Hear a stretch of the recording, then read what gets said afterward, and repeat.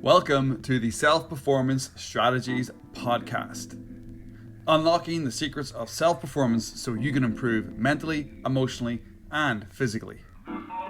The goal of this podcast is to help you create more freedom of time, money, and purpose. My name is Stephen, and I am your host. I believe there is always an easier way, and I am here to help you find it. Let's jump in to the SPS podcast. Are you entertained? Are you entertained at work? In this week's episode, in the third episode of the SPS podcast of the Self-Performance Strategies podcast, we are going to be talking about having fun at work. Is it possible to have fun at work? Short answer, yes, I do think it is possible to have fun at work. I do think it is possible to gamify your work to help you stay enthused and help you get work done in less time with better results, which is kind of the overview of what this podcast is all about, giving you ideas so you can make life easier for yourself. So let's jump into it. Let's start off with a quote, and this quote comes from the productivity master herself, Mary Poppins. Yes, I'm using a Disney quote from the original Mary Poppins movie. And she said, in every job that must be done, there is an element of fun. If you find the fun and snap, the job's a game. Not exactly the most poetic end to that quote, but we get the idea. You could almost see the scene from the movie when she says that to the kids, and then they start having fun as they're tidying up. I think it's their bedroom in the movie. Yes, I've probably seen Mary Poppins too many times in my life. It always seemed to be on British television when I was growing up in Northern Ireland, whether it was Christmas holidays or summer holidays. Mary Poppins would be on television at some point. Spoonful of sugar and all that. But are you having fun? Fun is such an easy thing to feel and recognize, but such a hard thing to create. Fun is the key to creating motivation and momentum. It really is. If you want to create more motivation and momentum in your days, you've got to put a bit of fun in there. You've got to enjoy what you're doing. But often you lose sight of fun as a goal and focus more on systems and processes that get your work done. Great systems and great processes are important, but adding a little bit of fun, a little bit of spice to them is going to be helpful. Why do you work so hard? That's a question I have for you right now. Why do you work so hard? So you can have more freedom and enjoy life. Yeah, pretty much. That's why all of us are here. We're trying to create a better lives for ourselves. We're trying to create a easier way to enjoy all the things that we want to enjoy in our life. But why can't you enjoy life today? Why can't you have fun like that today? Why can't you have the freedom that you want today? Mentally, emotionally, and physically, we can have that freedom. How? Well, ultimately, it's a choice you get to make daily. You can decide to have more fun. You can actually decide to be in the now, enjoy the freedom that you actually have, look at your gains in the past, and actually realize you are much further ahead than you think you are, and you can actually have a bit of fun and enjoy your days. But let's ask another question in this podcast and another movie reference. I think it's from the movie War Games. I'm not sure I've got it 100% right, but let's ask another question. Would you like to play a game? Of course you do. You may be in a rut. You may be a bit bored of the daily grind. You may be feeling frustrated, overwhelmed. You might be procrastinating. And that means it is time to spice things up. Simple games can create smart ways for you to increase your output of work and make your days fun again. We need to enjoy our days. The whole point of us working hard to create more freedom in our life is for us to have fun. But we're not going to have fun when we create that freedom if we're not already having fun. You don't wait for things to happen in your life. You create them in the now.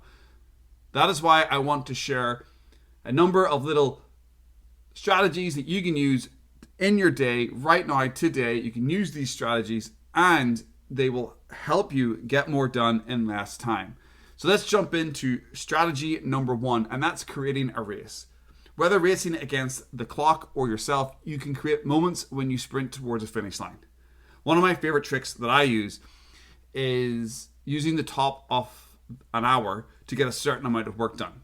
If the clock says it's 2:23 p.m., I might think to myself, hey, I'm going to go hard till 3 o'clock here, and then I'm going to have a break.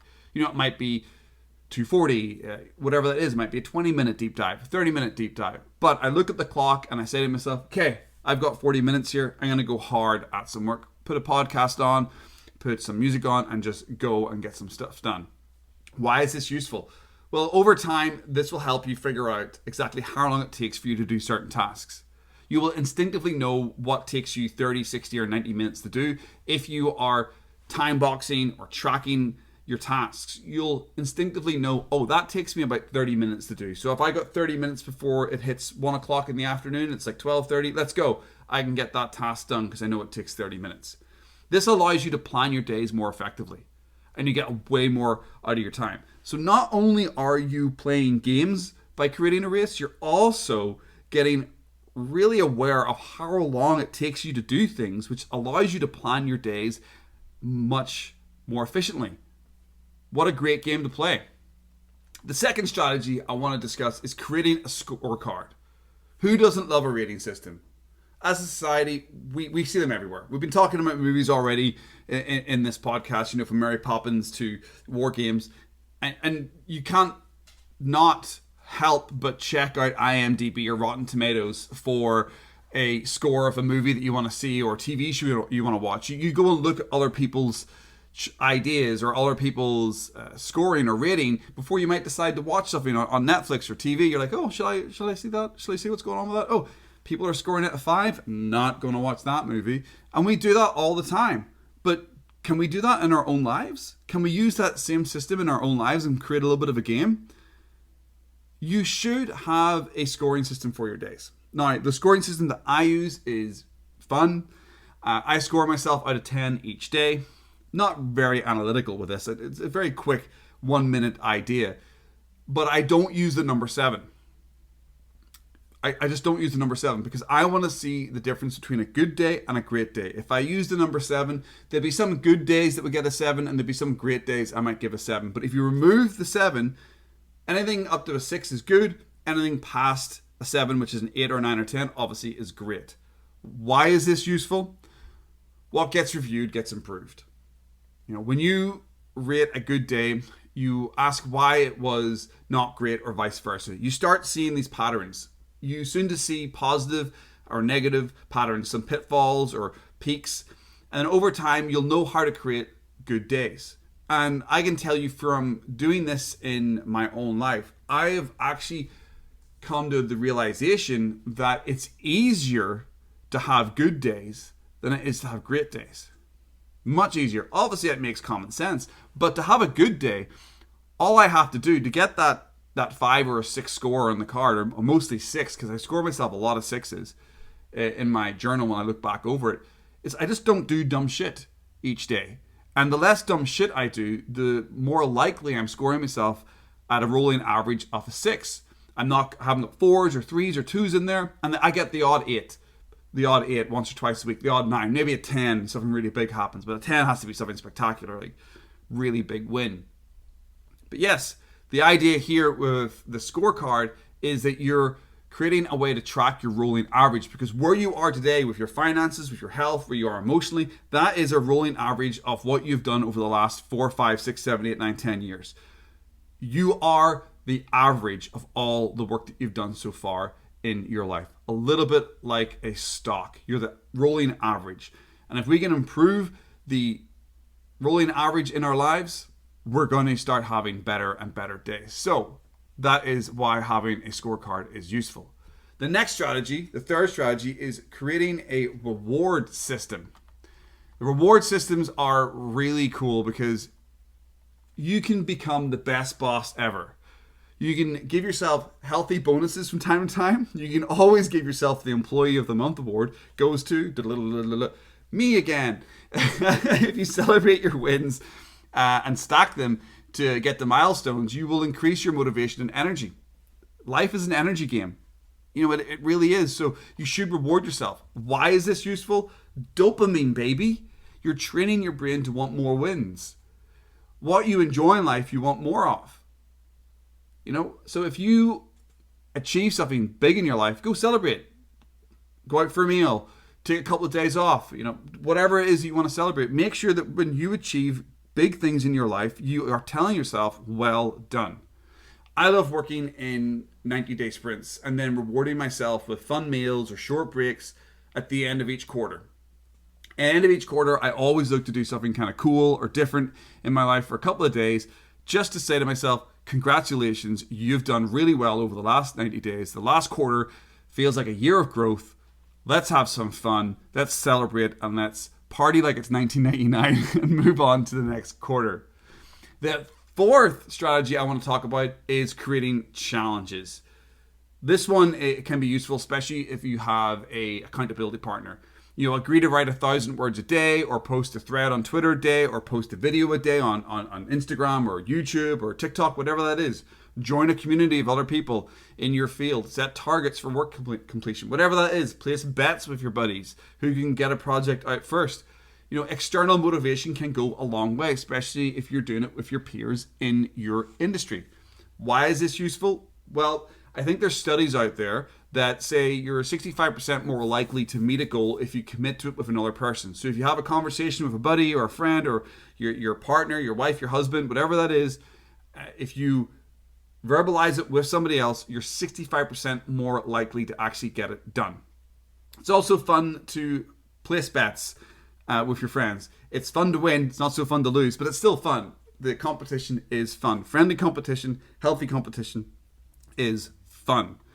Okay, so I have 4 key games you can play right now in your life to help you get more work done in less time. Create a race, create a scorecard, create reward systems, and create challenges with your peers or people who you know in your industry. The idea here is to play more games. Gamification can help you get more done in less time, and it can help you have fun while you're doing it. The grind doesn't have to be boring. In fact, you're more likely to increase your income, your results, mentally, emotionally, physically, when you're having fun. Start playing more smart games today. You will not regret it. Have more fun. Go and enjoy yourself. And with that said, I hope you have enjoyed this episode, the 3rd episode of the SPS or Self Performance Strategies podcast. Thank you very much for joining me. My name is Stephen. As always, if you have any questions, you can hit me up on my socials at Steve Timoney. That's STEVETIMONEY. Twitter, Instagram, TikTok, and then obviously the website. I go for my full name, which is stephentimoney.com. STEPHENTIMONEY. If you have any questions at all, any ideas that you want me to talk about, please let me know. I'd be more than happy to do a deep dive into certain productivity, self-performance ideas that can help you level up mentally, emotionally, and physically. I'm here to help you win, help you do more in less time, and create the freedom that you want. Thanks very much for joining me again. I hope you enjoyed this one.